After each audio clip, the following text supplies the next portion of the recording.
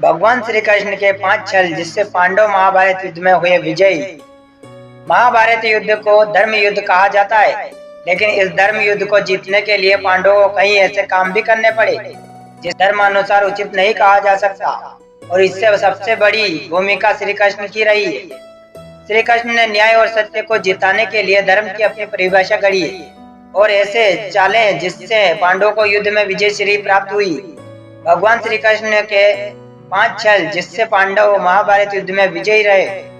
महाभारत युद्ध में विजय के लिए सबसे जरूरी था पितामह भीष्म युद्ध क्षेत्र से हट जाए। इसके लिए श्री कृष्ण ने अर्जुन के रथ पर शिखंडी को बिठाया।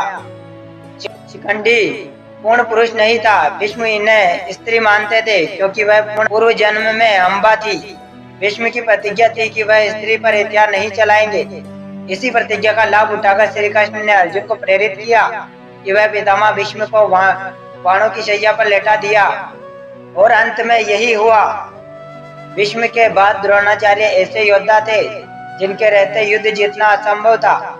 इन्हें विजय के रास्ते में हटाने के लिए श्री कृष्ण ने धर्मराज युधिष्ठिर को झूठ बोलने के लिए प्रेरित किया। युधिष्ठिर ने द्रोणाचार्य से कहा कि उसका पुत्र अश्वत्थामा मर गया है, जबकि मरा था अश्वत्थामा नाम का एक हाथी। युधिष्ठिर के आधे सत्य से दुखी होकर द्रोणाचार्य ने अपने धनुष बाण जमीन पर रख दिए और विलाप करने लगे। मौके का लाभ उठाकर धृष्टद्युम्न ने द्रोणाचार्य का वध कर दिया। महाभारत युद्ध के दौरान एक दिन सूर्य ग्रहण हुआ, ऐसा माना जाता है। कहते हैं कि अर्जुन ने प्रतिज्ञा ले ली थी कि वह सूर्यास्त तक जयद्रथ का वध नहीं कर पाएगा तो आत्मदाह कर लेंगे। अगर ऐसा हो जाता तो पांडवों की हार हो जाती। इसलिए युद्ध के दौरान श्री कृष्ण ने अपना सुदर्शन चक्र सूर्य की ओर छोड़ दिया, जिससे सूर्य की रोशनी छुप गई और सभी को लगा कि शाम हो चुकी है, जबकि यह ग्रहण जैसी स्थिति थी।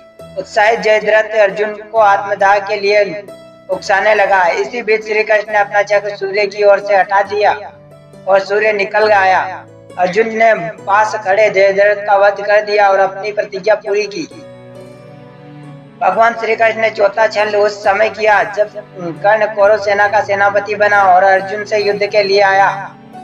कर्ण के रथ का पहिया जमीन में धंस गया, जिससे निकालने के लिए कर्ण ने अपने धनुष बाण कर रख लिए।